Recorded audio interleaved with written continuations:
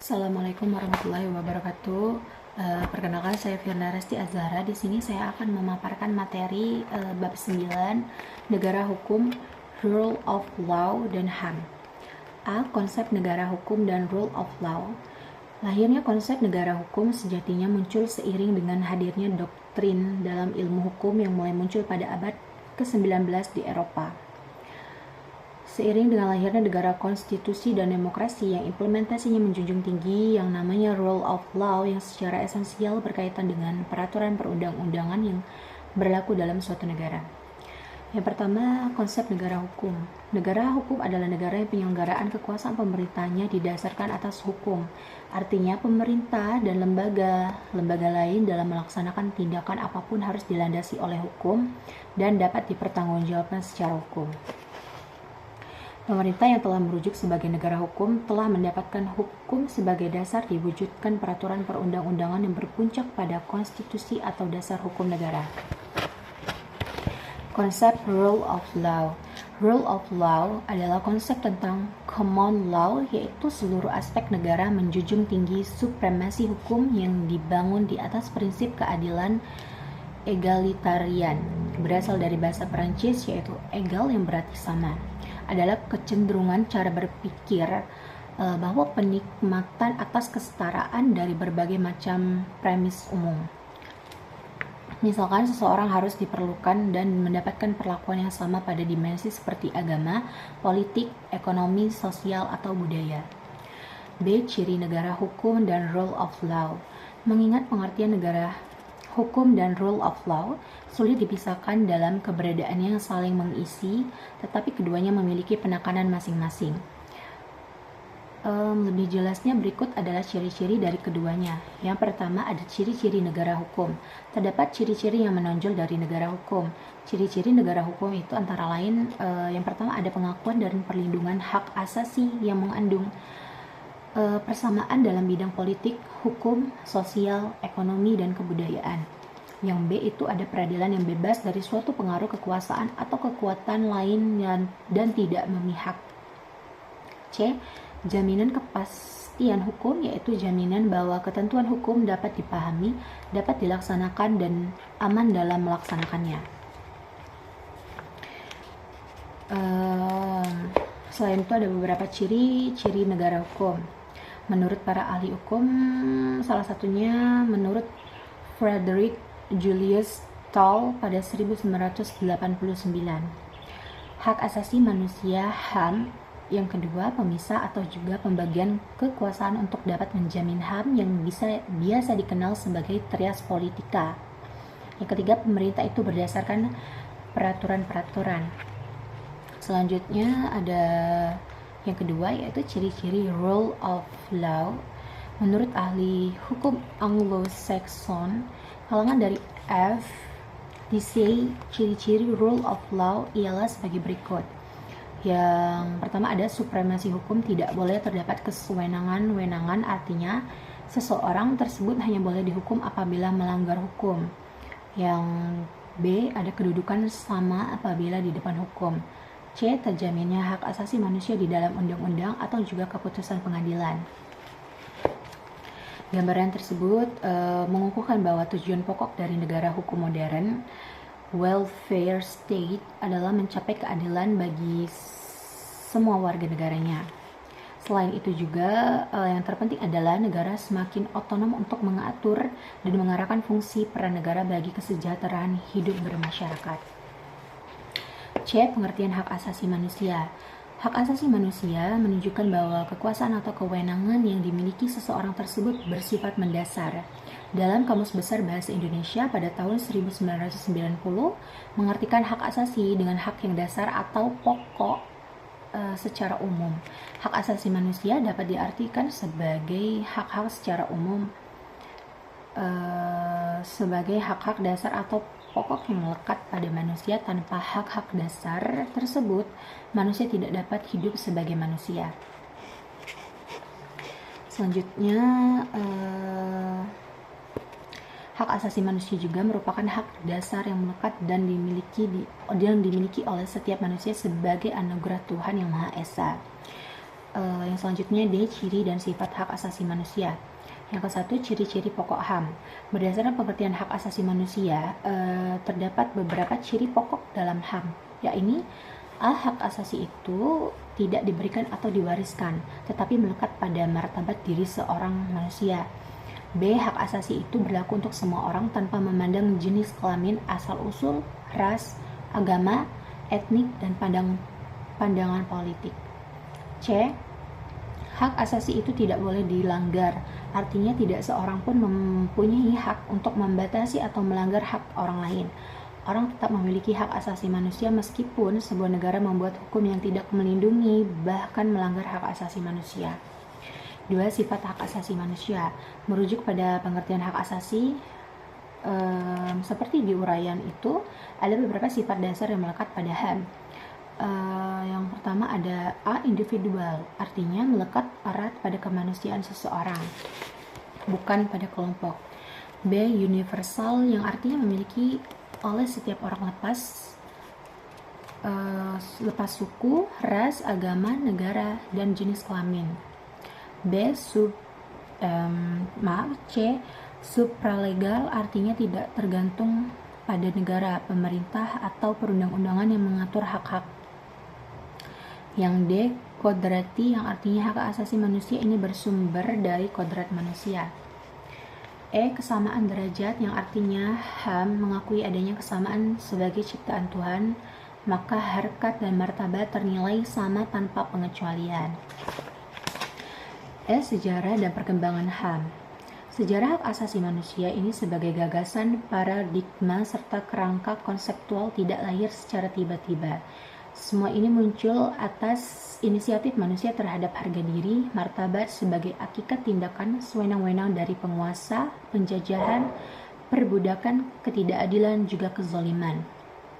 Dalam suatu proses yang cukup panjang, sejarah peradaban manusia dalam perjuangan HAM ini sesungguhnya sangat bergantung pada konteks daerah dan zamannya. Awal perkembangan hak asasi manusia, sejarah telah menyatat telah terjadi di Inggris. Perjuangan HAM ini berlangsung melalui 2 peristiwa. Yang pertama, sejak dimulainya pendatangan Magna Carta pada tahun 1215 yang merupakan cermin dari perjuangan rakyat dan bangsawan bagi pembatas kekuasaan oleh Raja John Lackland. Kedua, adanya penandatanganan Petition of Right pada tahun 1628 oleh Raja Charles I yang berisi tentang hak-hak beserta jaminannya.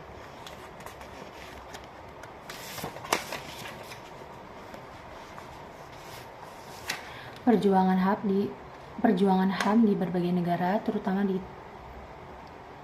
beberapa negara itu, Perserikatan Bangsa-Bangsa PBB mengeluarkan sebuah deklarasi yang dikenal sebagai Universal Declaration of Human Rights, yaitu pernyataan sedunia tentang hak-hak asasi manusia.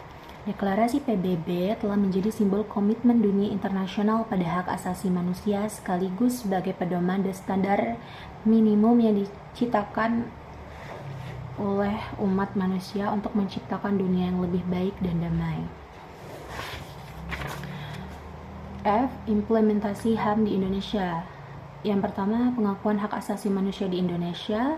Pengakuan hak asasi manusia di Indonesia ini telah tercantum dalam Undang-Undang NRI tahun 1945 yang lebih dulu ada dibanding dengan Deklarasi Universal PBB. Pengakuan hak asasi manusia dalam Undang-Undang Dasar NRI tahun 1945 dan peraturan perundang-undangan lainnya adalah sebagai berikut. A. Pembuka Undang-Undang Dasar NRI tahun 1945 alinea pertama. Hak asasi manusia sebenarnya sudah tercantum dalam pembukaan Undang-Undang NRI tahun 1945. B. Pembukaan Undang-Undang Dasar NRI tahun 1945 alinea keempat.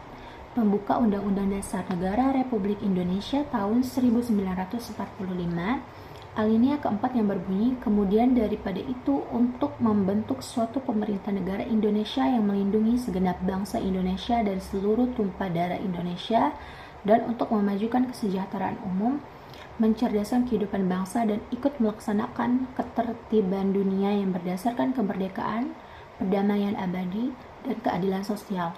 Maka disusunlah kemerdekaan bangsa Indonesia itu dalam suatu Undang-Undang Dasar Negara Republik Indonesia yang terbentuk dalam susunan Negara Republik Indonesia yang berkedaulatan rakyat dengan berdasarkan kepada ketuhanan yang Maha Esa, kemanusiaan yang adil dan beradab, persatuan Indonesia, kerakyatan yang dipimpin oleh hikmat kebijaksanaan dalam permusyawaratan perwakilan serta dengan mewujudkan suatu keadilan sosial bagi seluruh rakyat Indonesia. Batang tubuh Undang-Undang Dasar NRI tahun 1945. Terdapat rumusan yang mencakup hak dalam bidang politik, ekonomi, sosial, dan juga budaya, tersebar dari pasal 27 hingga 34. D. Ketetapan MPR. MPR ini mengenai hak asasi manusia Indonesia tertuang dalam Ketetapan MPR tentang hak asasi manusia. E. Peraturan perundang-undangan. Pengakuan terhadap HAM dalam peraturan perundang-undangan di Indonesia. Hak asasi manusia ditetapkan dalam undang-undang ini adalah hak untuk hidup, pasal 4, dan hak berkeluarga dan melanjutkan keturunan, pasal 10, hak untuk mengembangkan diri, pasal 11 sampai 16, hak untuk memperoleh keadilan, pasal 17 sampai 19, hak atas kebebasan pribadi pada pasal 20 sampai 27, hak atas rasa aman, pasal 28 sampai 35, hak atas kesejahteraan, pasal 36 sampai 42, hak turut serta dalam pemerintah, pasal 43 sampai 44, dan hak wanita, pasal 45 sampai 51, hak anak, pasal 52 sampai 66.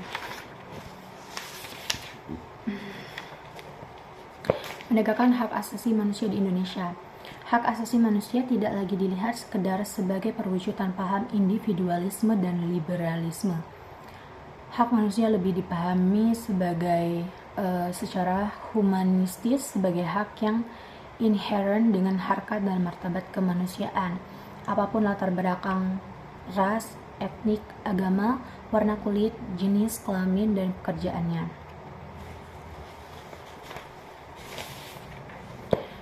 G. Problematika pelanggaran HAM di Indonesia. Begitu reformasi total digulirkan pada 1998, Indonesia tengah mengalami masa transisi dari rezim otoriter menuju rezim demokratis.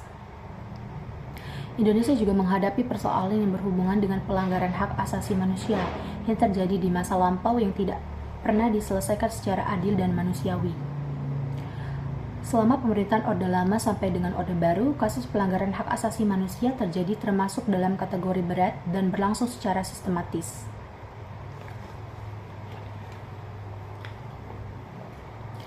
Kualitas pelayanan publik yang masih rendah sebagai akibat belum terwujudnya good governance yang ditandai dengan transparansi di berbagai bidang akuntabilitas, penegakan hukum yang berkeadilan dan demokratis, serta belum berubahnya paradigma aparat pelayanan publik yang masih memosisikan dirinya sebagai birokrat bukan sebagai pelayan masyarakat. H. Upaya pencegahan pelanggaran HAM di Indonesia yang terjadi di era Orde Baru dengan mengedepankan upaya represif yang menghasilkan stabilitas keamanan semu dan berpeluang besar menimbulkan terjadinya pelanggaran hak asasi manusia tidak boleh terulang kembali.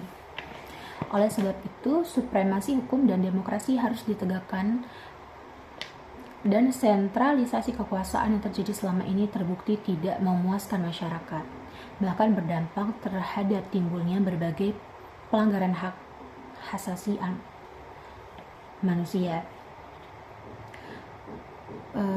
Reformasi aparat pemerintah dengan mengubah paradigma penguasa menjadi pelayan masyarakat dengan cara mengadakan reformasi di bidang struktural, informal, dan kultural mutlak dilakukan dalam rangka meningkatkan kualitas pelayanan publik untuk mencegah terjadinya berbagai bentuk pelanggaran hak asasi manusia oleh pemerintah.